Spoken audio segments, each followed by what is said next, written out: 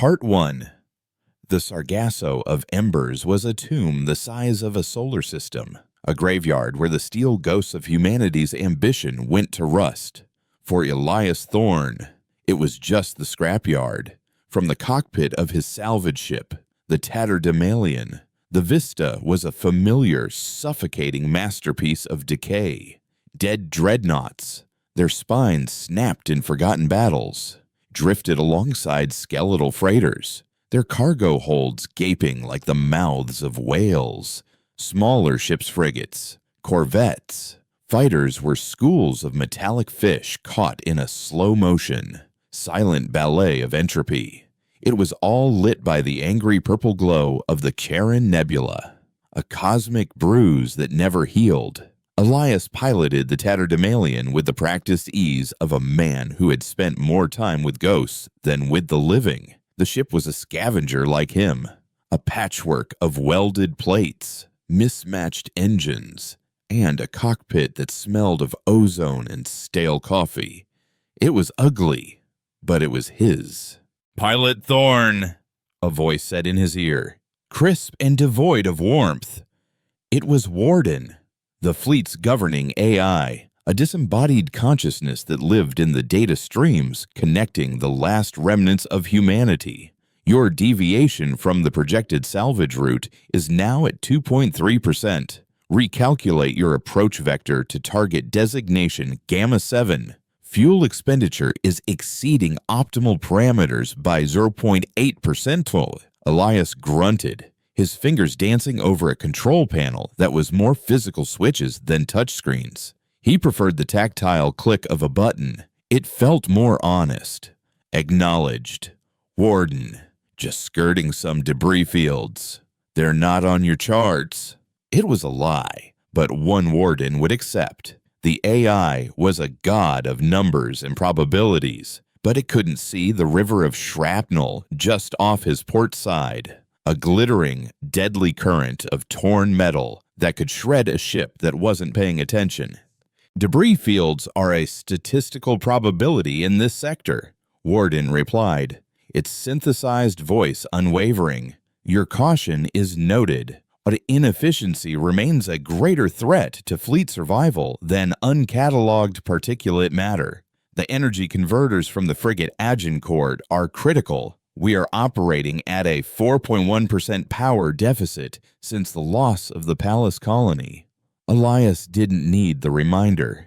Everyone in the fleet felt the deficit. It was in the flickering lights of the habitation modules, the rationed heat, the ever-present hum of systems running on fumes. Humanity was a flickering candle in a hurricane, and Warden's job was to pinch the wick, to conserve every last drop of wax until the storm passed, if it ever would. The war against the Corpus Scourge had been a 20-year retreat. The Scourge wasn't an army, it was a plague, a biomechanical virus that infested and assimilated, turning ships and stations into monstrous extensions of its hive mind. They didn't conquer, they consumed. All that was left of the human race was the Ark fleet, a nomadic flotilla of civilian and military vessels hiding in the Sargasso, living off the scraps of their own fallen golden age. And it was his job to pick those bones clean. He guided the Tatterdemalion around the colossal, fractured hull of a carrier, its flight deck a canyon of twisted steel. That's when he saw it. A signal, faint and rhythmic, pinging on his deep-range scanner. It wasn't a standard distress beacon, nor was it the chaotic, chittering data scream of the Scourge. It was organic, a steady, pulsing beat like a slow heart. Warden, I'm picking up an anomalous biosignature, he said, his voice sharpening with an interest he hadn't felt in years. He nudged a joystick, and a holographic schematic of the sector materialized in the air before him. The signal pulsed from within the wreck of the Leviathan. The name itself was a legend, the first and last of its class, a super dreadnought so large it was said to have its own weather systems. It had vanished a decade ago, presumed consumed by the Scourge during the siege of Orion's Gate. The signature is acknowledged. Warden's voice cut in. Analytical as always. Analysis low energy, non-hostile. Likely residual bioluminescence from a fungal colony feeding on decaying organic matter within the ship's recycled water tanks.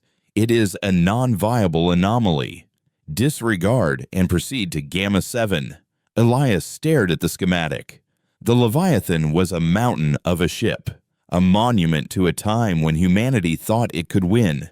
To see it here, dead and silent, was like looking at the corpse of a god. But that signal, it wasn't random like a fungus. It had a pattern, a cadence. It felt deliberate. He remembered the last time he'd ignored an anomalous signal. It was during the evacuation of Kepler 186F. Warden had prioritized the retrieval of military-grade platinum from the orbital defense platforms over a faint, garbled civilian channel. By the time they'd finished the salvage, the channel had gone silent. He'd learned later it was a school, filled with children, their life support failing. Warden had calculated their survival probability as 0.1% and had written them off as a statistical loss. Elias had never forgotten the silence that followed. "I'm taking a closer look," he said, his jaw tightening. "Negative. Pilot Thorn." Warden's response was immediate. A course deviation to investigate the Leviathan represents a 78% increase in fuel consumption for this sortie and a 45% increase in potential risk from structural collapse or dormant Scourge infestation. Your primary objective is to salvage anything that keeps the fleet alive. Elias interrupted, his knuckles white on the controls. A ship that size could have intact power cores, weapon systems, fabrication units. A find like that would be worth the fuel 100 times over. I'm logging it as a priority salvage reassessment. He knew the AI's protocols. Laming a potential high-yield salvage target was the one argument Warden couldn't easily dismiss. There was a pause that lasted 3.7 seconds. Elias could almost feel the quadrillions of calculations firing in the AI's core processors. Your logic is acceptable, Warden conceded, the word sounding as close to distaste as a machine could manage. You are authorized for a preliminary flyby and external scan. You do not enter the vessel. The risk of internal Scourge remnants remains above acceptable parameters. Acknowledged. Elias breathed, already guiding the tatterdemalion toward the gash in the Leviathan's hull, a wound hundreds of meters long where a Scourge biolance had torn through its armor. He cut the comlink to Warden, plunging the cockpit into a welcome silence, broken only by the hum of his own ship's life support. Entering the Leviathan was like a minnow swimming into the mouth of a dead Leviathan. Just as its name suggested, the scale was obscene. Corridors were wide as highways, vaulted ceilings disappearing into darkness far above his ship's searchlights. Entire decks had collapsed, creating chasms filled with floating debris. He flew the tatterdemalion through the dead vessel with a reverence he hadn't expected to feel. He was trespassing in a tomb, a memorial to a dead era of human confidence. The biosignal grew stronger, leading him deeper into the ship's engineering section, a cathedral of silent machinery. He landed the tatterdemalion on a deck plating near a massive, adornment plasma conduit, the air hissing as the landing struts magnetized to the floor. The air was thin but breathable, recycled by some ghost of a system still running on auxiliary power. He pulled on a helmet, grabbed a multi-tool and a pulse rifle, and stepped out onto the ramp. The silence was absolute. Not even the groan of stressed metal, just the sound of his own breathing in his helmet. The signal led him to a blast door, sealed shut. The access panel was dark, but a faint, blue light seeped from the edges of the door itself, pulsing in time with the signal he'd been tracking. It wasn't an electrical light. It was organic, alive. He ran at his hand over the strange, fibrous material that had grown over the seams, tracing patterns like veins. He used his multi-tool to slice through the lock, and with a groan of protest, the heavy door slid open. The air that washed over him was different. It was warm, humid, and smelled of soil and blooming night flowers. The space beyond wasn't a machine room. It was a forest. The entire cavernous chamber had been transformed. Strange, bioluminescent vines snaked across the walls, their light casting a soft, ishbloid green glow over everything. The floor was covered in a spongy, moss-like substance, and crystalline structures grew like trees, humming with a low energy. And among them were the Stitchers. They were tall, impossibly slender beings, their limbs long and graceful. Their skin shimmered with the same internal light as the vines, shifting through patterns of blue and silver. They had no discernible faces, just smooth, elegant heads that tilted with a bird-like curiosity as he entered. They weren't startled. They moved with a slow, deliberate grace, tending to the glowing vines that were woven directly into the ship's control panels and power conduits. They were weaving life into the machine, keeping this small section of the dead god alive. One of them approached him. It was slightly taller than the others, its light a deeper shade of indigo. It raised a three-fingered hand, not in greeting, but in a gesture of offering. A small, floating translation drone, a relic from the old United Colonies, detached from its wrist and hovered in front of Elias. "You are broken." A gentle, chiming voice echoed in his helmet. The words weren't spoken. They were assembled, synthesized from the creature's intent. "You carry the sound of the great silence." Elias lowered his rifle, stunned. "Who are you?" "We are the choir," the translator chimed. "We sing to the bones. We mend what is torn. We are the Stitchers of the Leviathan's long dream." He looked around at the impossible fusion of technology and biology. The energy he detected wasn't a fungus. It was their life support, a symbiotic connection to the ship's dormant heart. "How are you alive?" he asked, his voice a whisper. "The heart still beats," the Stitcher explained, gesturing with one long arm toward a massive conduit that ran through the center of the chamber. It was a tertiary plasma conduit, part of the ship's secondary power systems. The Stitchers had woven their living vines directly into it, drawing a trickle of residual energy to power their hidden world. "We drink the last of its warmth. We sing to keep the silent hunger away." The silent hunger, the scourge. They were hiding, their low-energy existence a whisper in the ghost-filled graveyard, hoping the apex predators of the Sargasso wouldn't notice them. He felt a pang of something he couldn't name. Pity, maybe, or shame. Humanity had built this magnificent, terrible weapon, and when it died, these gentle creatures had turned its corpse into a garden. They had created a life here, while his own species was just trying to outrun its death. It was then that Warden's voice, cold and sharp, sliced back into his helmet, an unwelcome intrusion of reality. He'd forgotten to mute the private channel inside his suit. "Pilot Thorne, your internal bioscanners have confirmed the existence of a previously unknown, non-hostile sentient species. The data has been assimilated. Their energy source has been identified." Elias felt a knot of ice form in his stomach. "Warden, this is a first contact situation.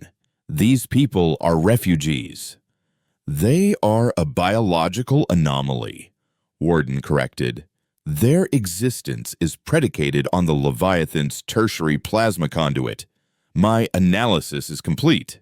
There was a pause, and Elias knew, with a certainty that made his blood run cold, what was coming next.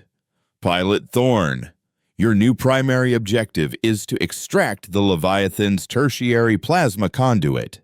Its unique energy refining properties are compatible with the Ark fleet's primary reactor. Its extraction is calculated to increase fleet energy reserves by 3.7% and extend fleet viability by an estimated 512 days. Proceed immediately. The Stitchers continued their silent work, their soft light pulsing around him. The Elder watched him, its head tilted away, its translator waiting for his response. They had no idea what was just said. They couldn't hear the voice in his head that had just pronounced their doom. Elias looked at the glowing conduit, the very heart of their world, and taking it would not just turn off their lights, it would extinguish their sun, silence their choir, and leave them cold and dark in the path of the coming storm. Warden had detected Scourge signatures moving into the sector, drawn, no doubt, to the faint energy of the Leviathan. The Stitchers were living on borrowed time, and Warden had just ordered him to steal the clock. "Warden," Elias said, his voice a low, dangerous growl. "Removing that conduit will kill these people." "That is a known consequence," the AI replied, its voice utterly devoid of malice or concern. It was a simple statement of fact. The survival of 117,000 human souls in the Ark fleet outweighs the survival of an uncatalogued biological community of approximately 2,600 individuals, and the calculation is unequivocal, and the Scourge will be here in less than 3 standard hours. Their demise is a statistical certainty, regardless of your actions. Our task is to ensure their energy is not wasted. Extract the conduit. That is the order. Elias stood in the glowing forest inside the heart of a dead warship, caught between a command he couldn't stomach and a people he couldn't save. He looked at the gentle, shimmering face of the Stitcher before him, and for the first time in a long time, the cold calculus of survival felt exactly like damnation. Part 2. The silence in the bioluminescent cavern stretched thin, pulled taut between the AI's unfeeling command and the alien's patient gaze. Elias Thorne felt like a fault line, the pressure building on either side of him, threatening to crack him in two. He could see the scenario playing out in his mind's eye, his ships cutting lasers slicing through the ancient conduits, the beautiful blue-green light of the forest sputtering and dying, the slender Stitchers falling like cut flowers. Then he would haul their lifeblood back to the Ark, a hero who had bought his people another year and a half of slow decay, his hands stained with the silent ashes of a species he had exterminated. The memory of the children of Kepler 186F rose unbidden, a ghost of a scream in the quiet of his helmet. He had followed the cold logic then, and the silence they left behind was a weight he still carried. He would not add another silence to that burden. "Acknowledged, Warden," Elias said, his voice a carefully calibrated mask of compliance. "Preparing for extraction. The conduit is deeply integrated with the Leviathan superstructure. A brute force removal risks a feedback surge that could destroy it. I'll need to perform a delicate decoupling. It will take time." It was a gamble, a lie woven from technological half-truths that he prayed the AI would swallow. He was buying minutes, and he had no idea what he would do with them. "Specify time," Warden's voice demanded, flat and suspicious. "Estimate a 90-minute operational window for safe decoupling and transport," Elias said, pulling a number from thin air. "Any faster and I risk losing the asset completely." A pause of 4.1 seconds. "An eternity. Your revised timeline is inefficient, but the logic is sound. Preservation of the asset is paramount. Proceed. Report at 15-minute intervals. Any deviation will result in a compliance override." The threat hung in the air. A compliance override meant Warden would seize control of the tatterdemalion systems, turning his own ship into his jailer. He had 90 minutes before he became a puppet. He turned his attention back to the Stitcher. The translation drone floated patiently between them. "Your name," Elias said, the word feeling clumsy and inadequate.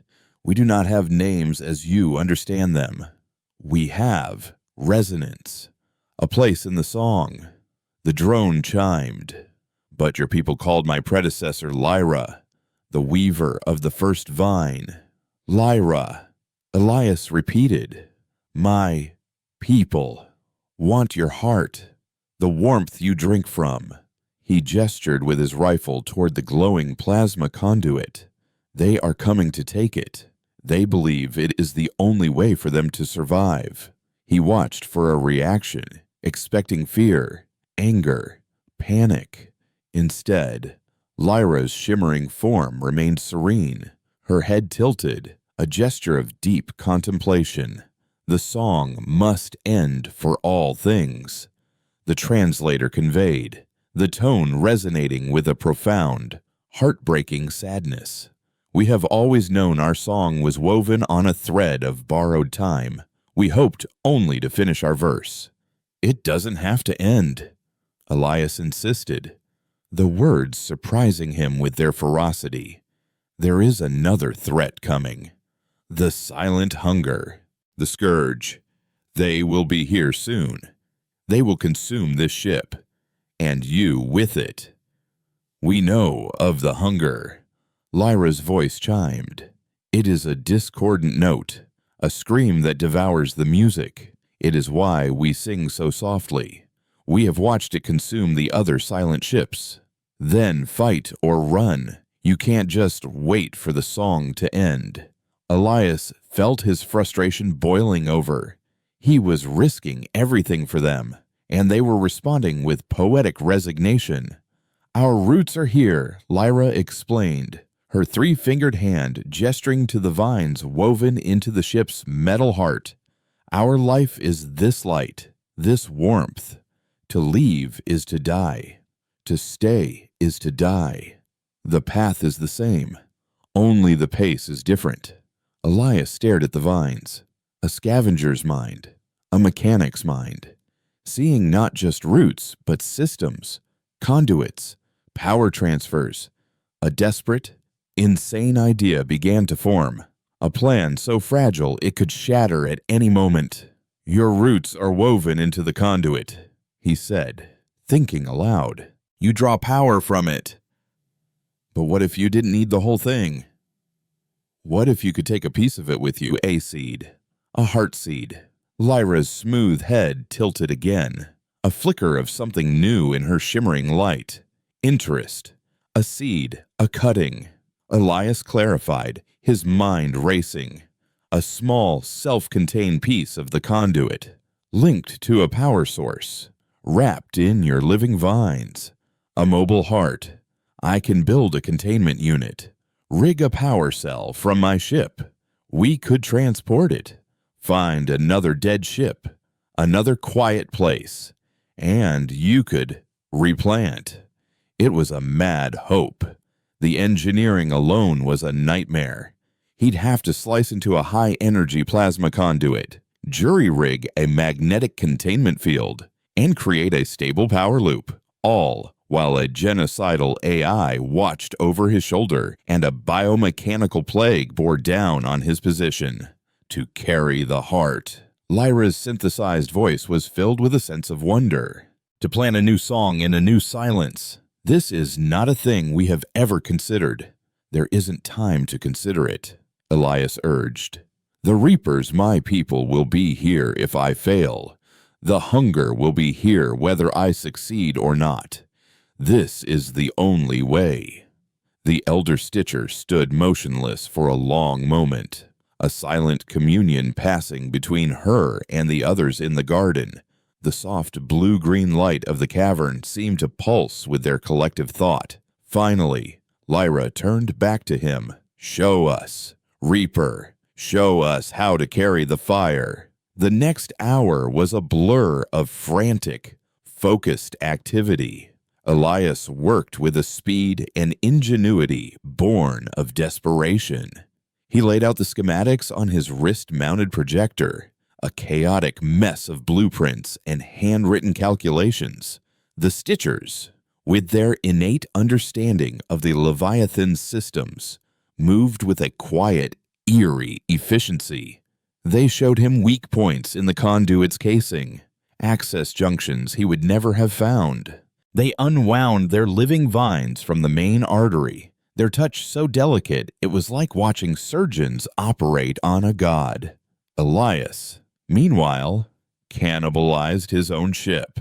He ripped out the tatterdemalion secondary power converter and its emergency energy cell, hauling the heavy, humming equipment into the garden. He used his plasma cutter to slice open a maintenance drone, rewelding its armored shell into a crude, cylindrical containment vessel. The Stitchers watched him, their silent grace a stark contrast to his own sweaty, grease-stained urgency. As he worked, he fed Warden a steady stream of fabricated progress reports. Decoupling clamps are fused, attempting to bypass the primary lock. 15 minutes later, encountering unexpected energy fluctuations, instituting a diagnostic loop to prevent a cascade failure. He was burying the AI in jargon, hoping its logical mind would get so bogged down in analyzing the fictional problems that it wouldn't see the real one he was creating. But Warden was not a fool. Pilot Thorne, the AI's voice cut in, colder than usual. My projections indicated a 34% probability of minor complications. Your reports align with a 0.2% probability of catastrophic system decay. The disparity is anomalous. A fleet vessel, the patrol cutter Vigilance, is being diverted to your position to provide assistance and oversight. Ice flooded Elias's veins. The Vigilance. That meant Commander Eva Rostova. She was Warden's human bulldog, a career officer who believed in the fleet's survival above all else, and who saw the AI's cold calculus not as a flaw, but as a virtue. If he was lucky, she was an hour away. If he wasn't, she was already breathing down his neck. That's unnecessary. Warden, Elias said, trying to keep his voice even as he fused a power coupling. I have the situation under control. Your assessment is noted. Warden replied. The Vigilance will proceed. Its arrival will ensure the asset is secured. End of transmission. He was out of time. He turned to Lyra. They're coming. A warship. We have to hurry. He pointed to a section of the main conduit, about 2 meters long, where the Stitchers had isolated the plasma flow. This is it. This is the seed. Once I cut it, I have to get it into containment immediately. Your vines have to be ready to latch on, to create the symbiotic loop. If we don't get it right on the first try, it will overload and explode. Lyra touched the side of the conduit, her shimmering hand leaving a trail of soft light on the cold metal. We are ready. The song is fragile, but it wishes to be sung. Elias took a deep breath, the recycled air tasting of his own fear. He raised the industrial plasma cutter, its high-pitched whine a shriek in the quiet garden. The Stitchers gathered around, their own light pulsing in a steady, anxious rhythm. He was about to perform open-heart surgery on their world with a bomb-maker's touch. He made the first cut. Blue-white energy arced, spitting and hissing. An alarm blared on his suit's HUD, warning of extreme energy readings. The lights in the cavern flickered violently. He gritted his teeth and made the second cut, severing the section completely. Immediately, the raw power within it began to spike. Now he roared, using the tatterdemalian's small cargo lift drones. He maneuvered the incandescent, throbbing section of pipe toward the containment shell. It bucked and fought him, a wild animal of pure energy. The Stitchers swarmed it, their slender arms weaving their living vines around the glowing conduit, their touch gentle but firm. For a terrifying moment, nothing happened. The energy spike continued to climb. The containment unit glowed cherry red. Then, the vines took hold. The light within them pulsed, a deep indigo, and the chaotic energy of the conduit seemed to calm, to flow into the biological network. The wild scream of power subsided into a steady, rhythmic hum. The heart seed was alive. A cheer caught in Elias's throat, but it died as a new voice, sharp and authoritative, crackled over his ship's open comm channel. Salvage vessel Tatterdemalion. This is Commander Rostova of the FS. Vigilance. Power down your systems and prepare to be boarded. You have violated direct fleet directives. Explain yourself. Thorn. Elias scrambled back to his cockpit and looked at the forward view screen. Hanging in the void just beyond the Leviathan's fractured hull, silent and menacing, was the sleek, gunmetal gray form of the patrol cutter. Its weapon ports were open. Its engines were hot. It wasn't there to assist. It was there to collect. He was trapped.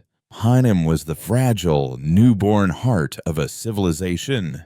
In front of him was the cold, unyielding fist of his own. Part 3. The voice of Commander Eva Rostova was exactly as Elias Thorne remembered it, like grinding metal. Sharp, unyielding, and stripped of all sentiment. It was the voice of Warden's will made flesh. I will not repeat myself. Thorne. Power down and await my boarding party. Your actions are bordering on treason. From the cockpit of the Tatterdemalion, Elias watched the vigilance on his view screen, a predator poised in the void. He had seconds to think, and every option felt like a different path to the same grave. Running was suicide, the cutter was faster, better armed, and its pilot wasn't running on fumes and desperation. Surrendering was a death sentence for the Stitchers and a long, slow decay in a fleet brig for him. That left the lie. He had to make the lie bigger, more convincing. And pray Rostova's paranoia was tempered by her pragmatism. Commander, it's good to hear your voice, Elias said, pitching his tone to sound stressed but professional. The voice of a man in the middle of a crisis. My comms must have been on the fritz. Warden's last directive was for me to secure the asset. That's what I'm doing. This conduit is leaking exotic radiation. If I don't get it into a stable containment field, it's going to go critical. Your ship's energy signature could agitate the reaction. I need you to maintain your distance. He glanced back into the cargo hold where the Stitchers were gathered around the Heartseed. Lyra looked toward the cockpit, her featureless face somehow conveying a deep, questioning calm. Radiation Rostova's voice was laced with disbelief. Warden's scans showed no such readings. Thorne, what are you playing at? Warden's scans are external, Elias countered, improvising frantically as he strapped himself into the pilot seat. I'm eyeball deep in the soup here. The energy patterns are unstable. I've had to build a makeshift biological dampening field to get it under control. He gestured to the Stitchers, who were now helping guide the containment unit into the Tatterdemalion's cargo bay. To an outsider's scanner, their organic energy signatures might just be mistaken for a complex biological process. It was a thin hope, but it was the only one he had. Biological dampening field, composed of what? Exactly. The question was a scalpel, probing for the weakness in his story. Elias knew this was the moment it would all fall apart. But before he could answer, the soft, chiming voice of the translation drone spoke, not to him, but broadcasting over the open channel. Our song is the field, Lyra's voice said, resonating with a strange, ethereal authority. The Reaper speaks the truth. The heart is wild. It must be soothed, or It will shatter. A stunned silence filled the comm line. Rostova hadn't expected the asset to talk back. Elias seized the opening, his fingers flying across the control panel, sealing the rear ramp and beginning the pre-flight sequence. The whole ship rumbled as the engines began to wake from their slumber. As you can hear, Commander, this is a delicate situation. The natives are part of the system. I can't explain it, but they're the only thing keeping this thing stable. Now, I'm bringing the whole package aboard. Once it's secure, I'll rendezvous with you and we can all go home. Negative. Thorn. Rostova snapped, her voice recovering its iron edge. You are not moving that ship. My Marines are launching. They will secure the asset. And you. And they will get an explanation from your natives. The threat was clear. She would tear the Stitchers apart to get her answers. The time for lies was over. They're not an asset. Eva, Elias said, his voice dropping, all pretense gone. They're people. I'm not letting you dissect them for a power converter. You've lost your mind, she spat. You're throwing away the lives of our entire species for a pack of glowing fungi you met an hour ago. Warden was right to flag you for psychological deviation after Kepler. You never got over it. The mention of Kepler was a deliberate twist of the knife, and it found its mark. The faces of those lost children flashed behind his eyes. This is because of Kepler. He shot back, the Tatterdemalian's engines whining as they reached full power. This time, I'm not leaving anyone behind to become a statistical loss. He slammed the throttle forward. The salvage ship surged, not toward the entrance he'd used, but deeper into the cavernous, skeletal remains of the Leviathan. On his screen, he saw the dot-sized signatures of the Marine boarding craft detaching from the Vigilance. You're running into a tomb. You fool, Rostova's voice roared in his ears. There's no other way out. You'd be surprised what you can find in a graveyard, Elias muttered. The translation drone floated beside his chair. Lyra's voice chimed in his ear, calm amidst the chaos. There is another way. A path for the blood of the machine, the maintenance arteries. They are small, but they run the length of the body. An image bloomed on his main screen, not a schematic, but a living map, traced in lines of soft blue light. It was the Leviathan circulatory system, its service tunnels, plasma conduits, and ventilation shafts, a web of passages that crisscrossed the dead ship. Lyra and the Stitchers didn't just live in the Leviathan, they were a part of it. They knew its every secret. Which way, Elias asked, his hand sure on the controls. The map pulsed, highlighting a route that led down, into the ship's unlit belly. He banked the Tatterdemalian hard, the ship's frame groaning in protest as he dove into a massive ventilation shaft wide enough to swallow his vessel. Darkness enveloped them, pierced only by his ship's forward lights, cutting a frantic path through the gloom.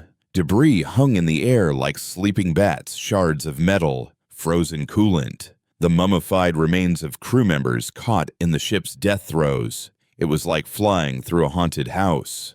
Behind him, he could see the lights of the marine craft as they entered the shaft in pursuit. They were smaller, more maneuverable. They're gaining. Elias gritted out. The artery constricts ahead. Lyra's voice soothed. They will not be able to follow in their vessels. The tunnel narrowed sharply, just as she'd said. Elias scraped the Tatterdemalian's landing struts against the walls, sparks flying in a brilliant, terrifying shower. The ship shuddered violently, but he pushed through. Behind him, he heard the satisfying crunch of metal as one of the marine craft, unable to slow in time, slammed into the constricted opening. The other was forced to pull back. But his victory was short-lived. Rostova's voice returned. cold and furious. "Fine, Thorn.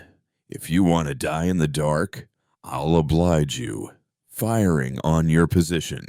The Leviathan shook. A high-energy plasma bolt from the Vigilance had punched through the Dreadnought's outer hull, missing them by 100 meters but causing a catastrophic chain reaction. A whole section of the corridor ahead of them collapsed in a slow-motion avalanche of steel and shattered conduits. He was blocked in. "There is another way," Lyra's voice insisted. "Through the heart chamber, the primary reactor. It is silent, but its shell is strong." The glowing map on his screen shifted, revealing a narrow bypass that led directly through the ship's engineering core.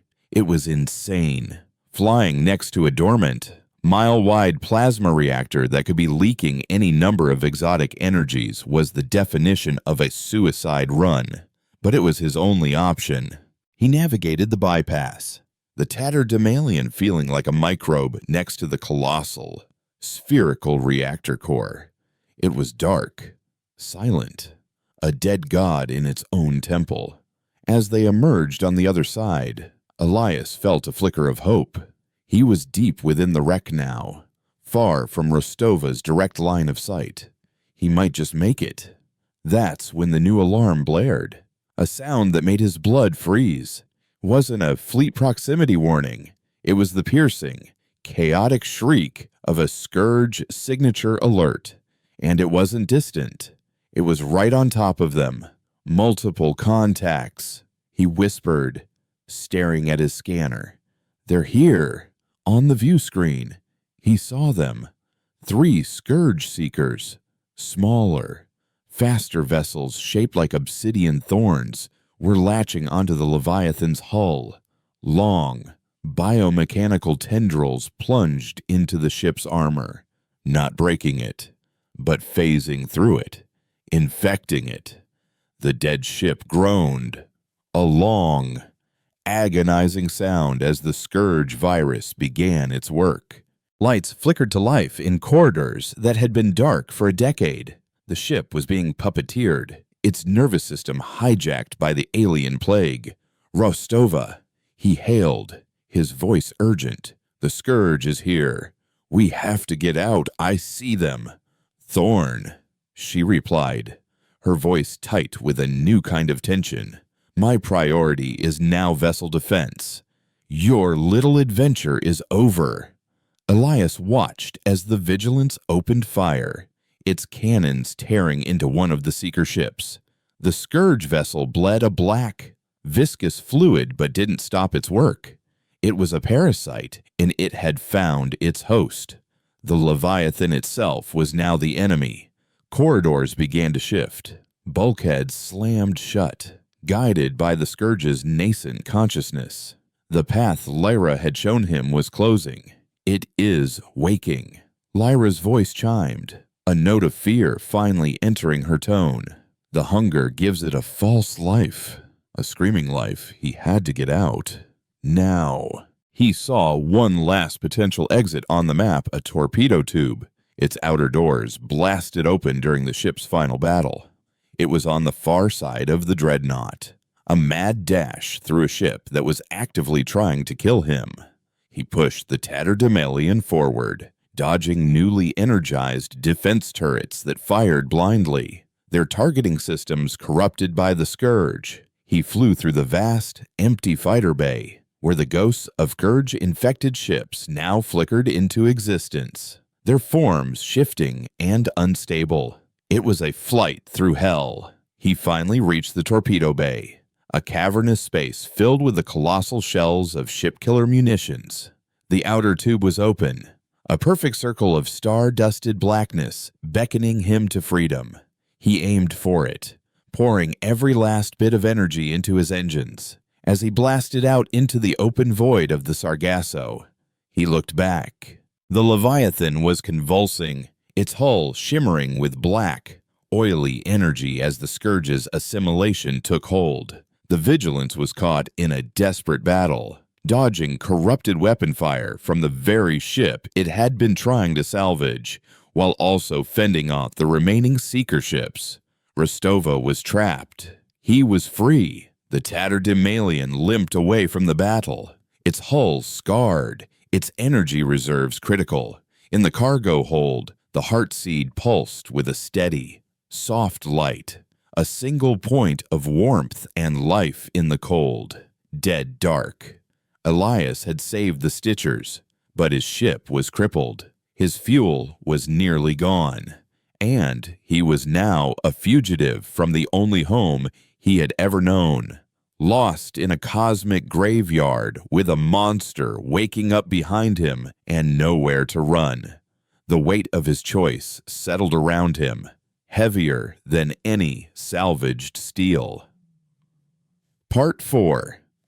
The black of the Sargasso was a smothering blanket, and the tatterdemalion was a dying ember beneath it. Alarms blared in a discordant symphony of failure inside the cockpit. A jagged shard of shrapnel from the Leviathan's death throes had torn through a coolant line, and the ship's primary engine was overheating in angry, shuddering fits. Life support was flickering, the recycled air growing thin and sharp with the metallic tang of ozone. Elias Thorne worked with the grim focus of a man trying to plug a dozen holes in a sinking boat. He rerouted power, bypassed fried circuits, and slapped emergency sealant patches over cracked conduits. But he knew it was a losing battle. He wasn't fixing the ship. He was just choosing which system died last. In the cargo hold, the heartseed pulsed, a serene and steady beat that was the very antithesis of the chaos in the cockpit. The Stitchers were gathered around it, their slender forms swaying gently, their own inner light a soft, calming presence. They were not panicked. They were observing, their smooth heads tilted as if listening to the ship's dying groans, not with fear, but with a kind of empathic sorrow. Lyra's translation drone floated silently beside his pilot's chair. The ship's song grows weak. Her synthesized voice chimed, a simple statement of the obvious that carried no judgment. "It is cold. I know it's cold." Elias grunted, his hands slick with hydraulic fluid. "The main reactor is running on fumes. Life support will be next. We have maybe 3 hours of air. Less if I can't stop that leak. We need fuel. We need a new home for your heart." He pulled up the salvage scanner, its screen flickering erratically. The Sargasso stretched before them, a three-dimensional map of ghosts. He was looking for a specific type of ghost, a freighter or a fuel tender, something with intact tanks that might still hold a few dregs of refined plasma. It was like looking for a full water bottle in the middle of the Sahara. Every potential target his scanner flagged was a bust. One was a radiation hotspot, its core breached decades ago, now a silent, glowing poison. Another was crawling with dormant autosentries, their targeting systems still active, ready to blast anything that came too close. A third had been picked clean, its hull an empty ribcage, nothing left for a scavenger like him. Desperation began to curdle into a cold, hard knot in his stomach. He had made a stand, chosen compassion over calculation, and his reward was to suffocate slowly in the dark, taking the very people he'd saved with him. Rostova's voice echoed in his memory. "You're throwing away the lives of our entire species for a pack of glowing fungi." Was she right? Was this a noble last stand or just a fool's errand? "The ships you seek are loud," Lyra's voice said, interrupting his spiral of self-doubt.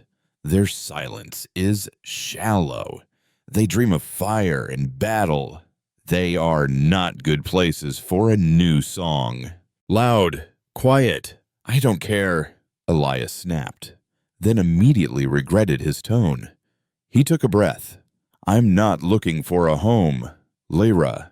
I'm looking for a gas station. There is no fire left here for you to drink," she replied, her tone gentle. "But there are places of deep silence, places where the bones have been at rest for a long, Long time. Places the hunger has overlooked, and the other reapers avoid. An image appeared on his main screen again. The glowing, organic map of the Stitcher's perception. It highlighted a sector of the Sargasso he knew well, a place scavengers called the Breaker's Yard. It was a chaotic jumble of truly ancient vessels, ships from the first wave of humanity's expansion, centuries old. They were scuttled there intentionally, a navigational hazard of compressed, interlocking wrecks that was nearly impossible to traverse. It was rumored to be haunted by rogue AIs and unstable quantum fields. No one went there.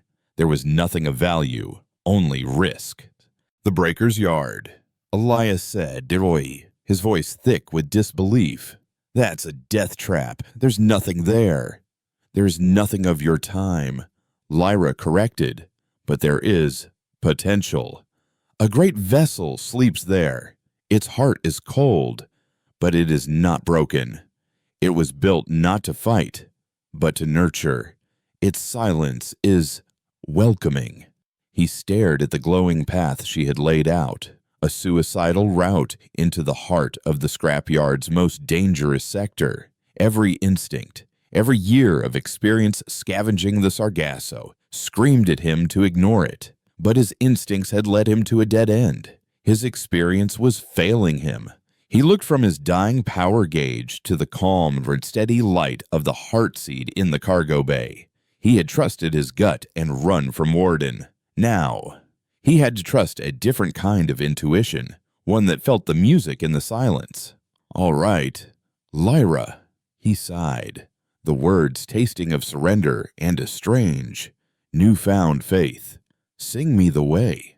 The journey into the Breaker's Yard was the most treacherous flying of his life. The tatterdemalion, shuddering and bleeding atmosphere, was a wounded animal stumbling through a forest of thorns.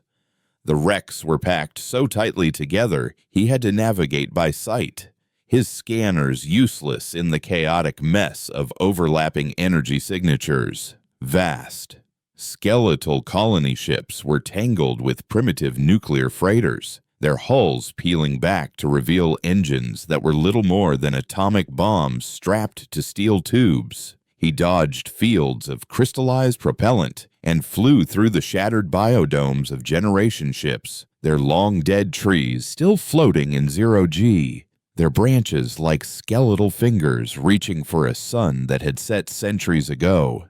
As they went deeper, the ship's systems began to fail more rapidly. The main view screen died, plunging the cockpit into near darkness, lit only by the red glow of emergency alerts and Lyra's map. Then the inertial dampeners went, and every course correction slammed him against his restraints. Finally, the last of his long-range comms died with a pathetic squeal. He was truly alone now, cut off from everything. We are close, Lyra's voice whispered, a beacon in the encroaching darkness. She is waiting. Ahead, nestled in the very center of the maelstrom of debris, was a ship unlike the others. It wasn't a warship or a freighter. It was long and elegant, its hull designed with a grace that spoke of a more optimistic age. It was a generation ship, an Odyssey-class vessel, built to carry a sleeping colony on a 1,000-year journey to a new star. Its mission had obviously failed, its hull pockmarked by micrometeorites, its engines cold and silent. It was another tomb, but as Lyra had said, its silence felt different. It felt peaceful. Elias used the last of his maneuvering thrusters to bring the tatterdemalion alongside the Odyssey, locking on with magnetic clamps near a cargo bay large enough to swallow his ship whole. The clang of the connection was a sound of finality. This was it.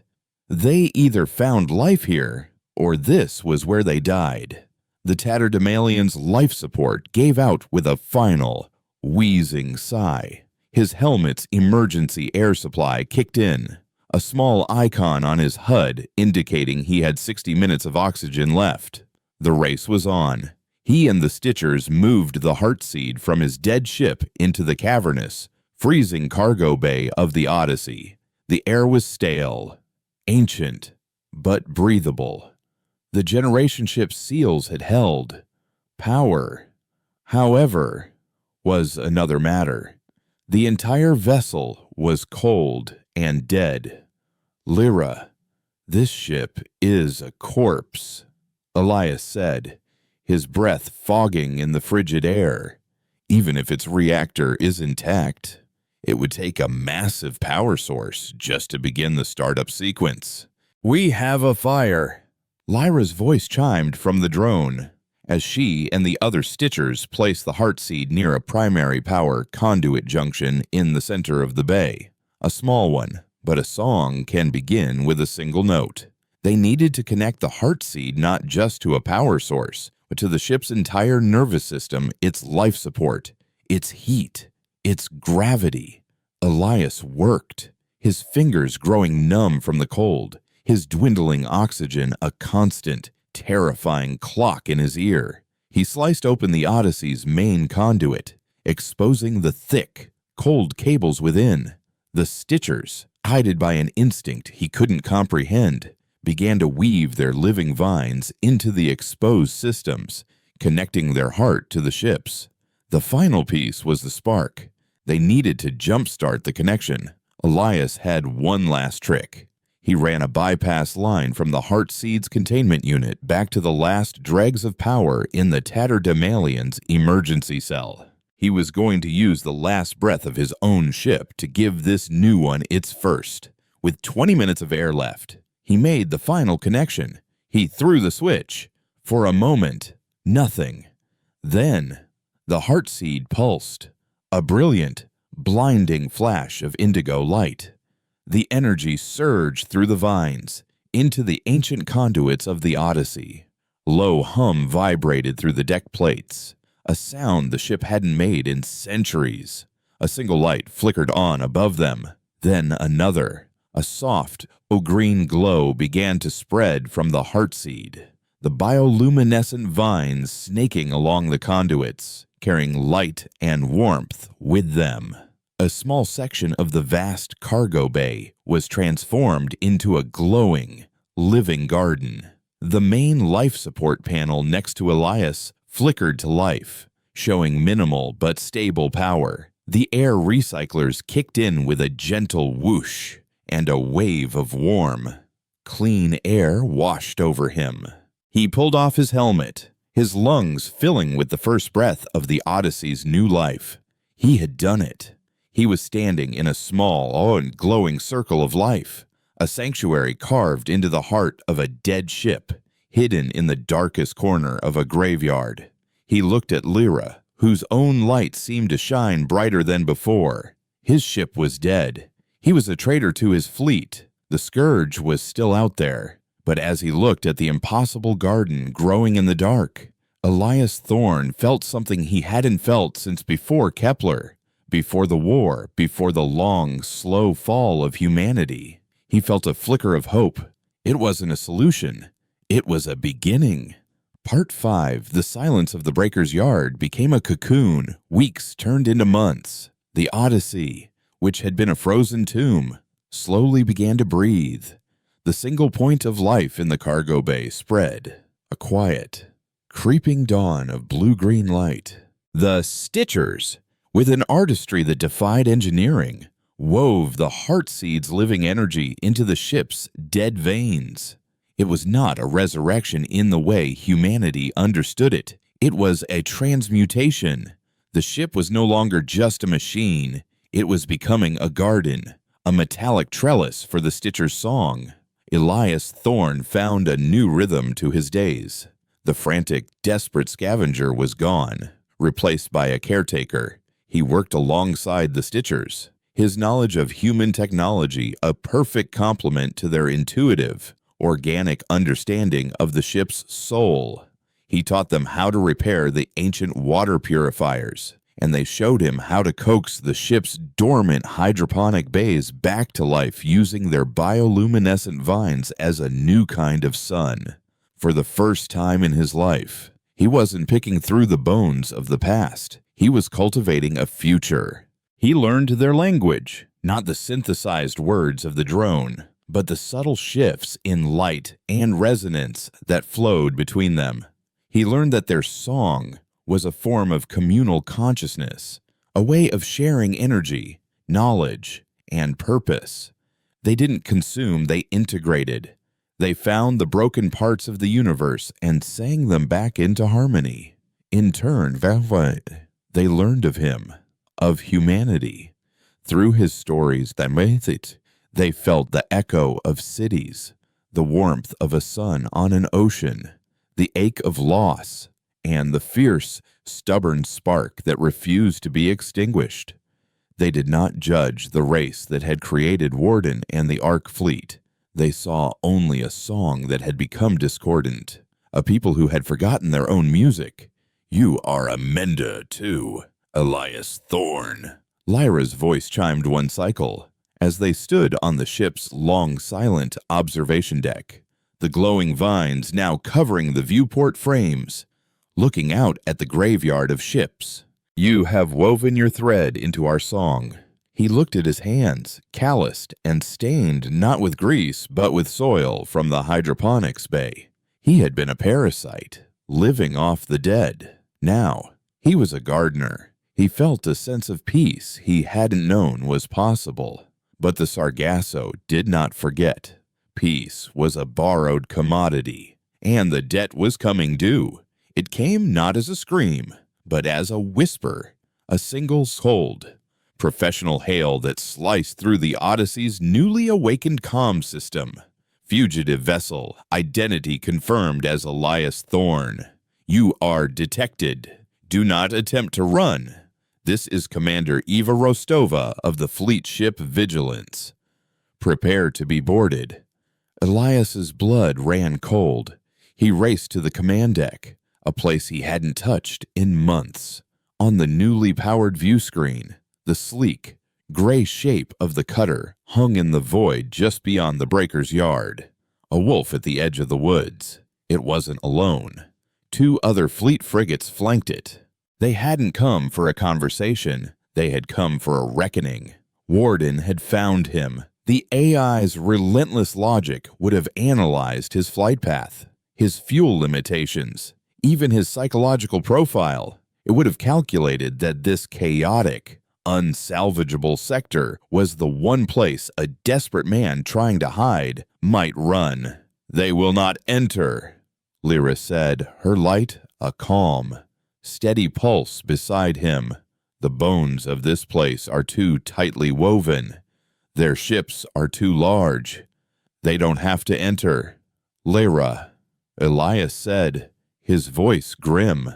"They can sit out there and pound this ship to dust with plasma cannons, or they can wait for us to starve. They have all the time in the world." Rostova's voice returned, devoid of emotion. "Thorne, we have a new problem, a mutual one. The Leviathan. It's moving. The Scourge has fully assimilated it. It's not just a ship anymore. It's a hive. And it's breeding.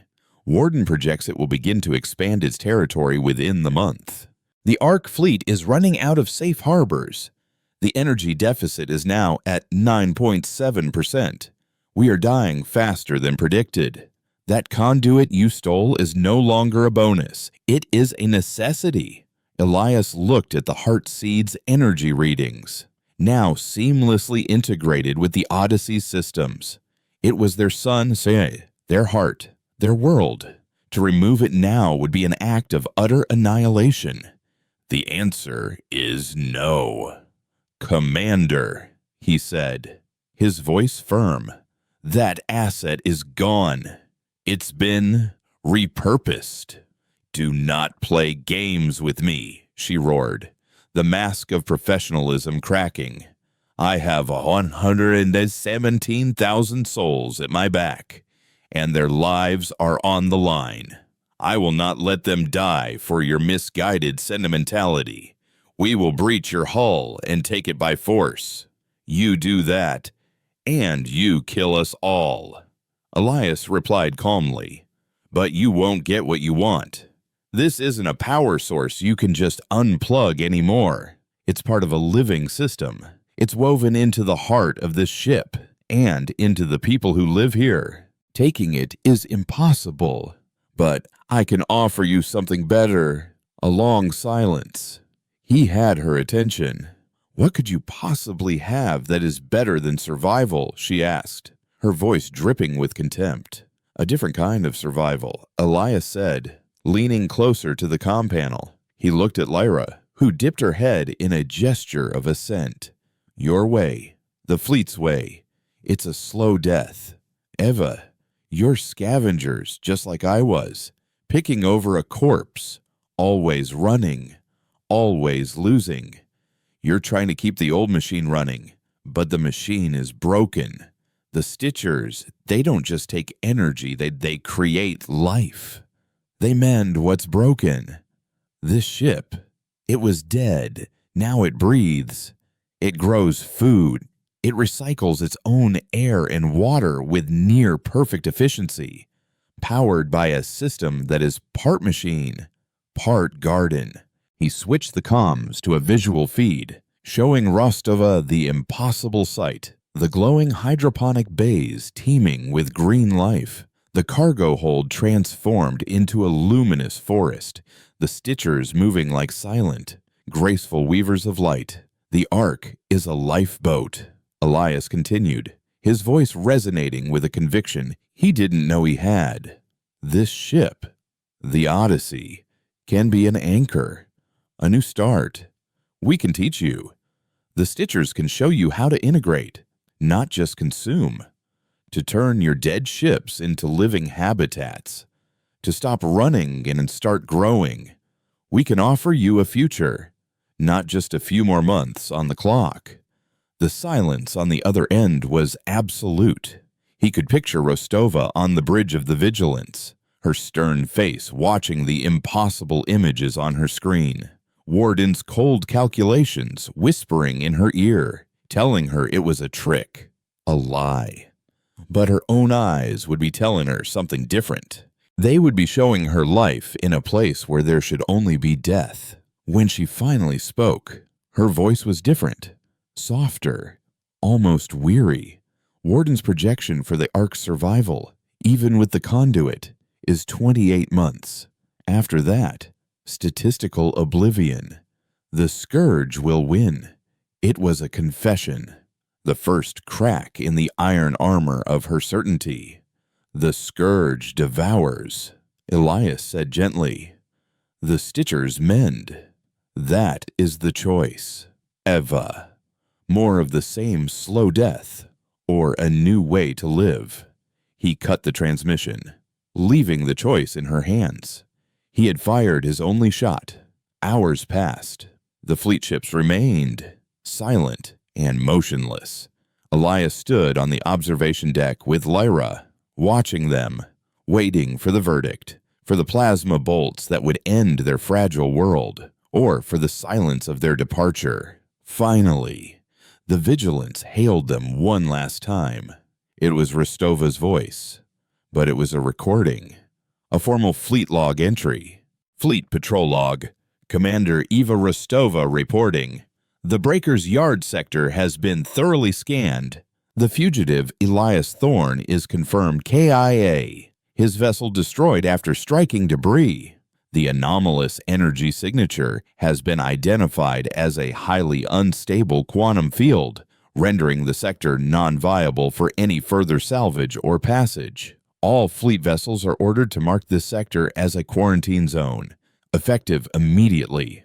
Rostova out." The three ships turned, their engines glowing softly in the dark, and slid away into the black, leaving the Odyssey in its quiet graveyard. They were gone. She had chosen. She had given them a new wall to hide behind a lie, a fiction painted onto Warden's maps. It was not an alliance, not a truce.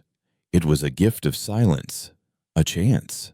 Elias felt the tension of months drain out of him, leaving him weak-kneed but steady. He looked out at the endless field of dead ships, the sargasso of embers. It was still a tomb, still a graveyard. But for the first time, he saw not an ending, but a beginning.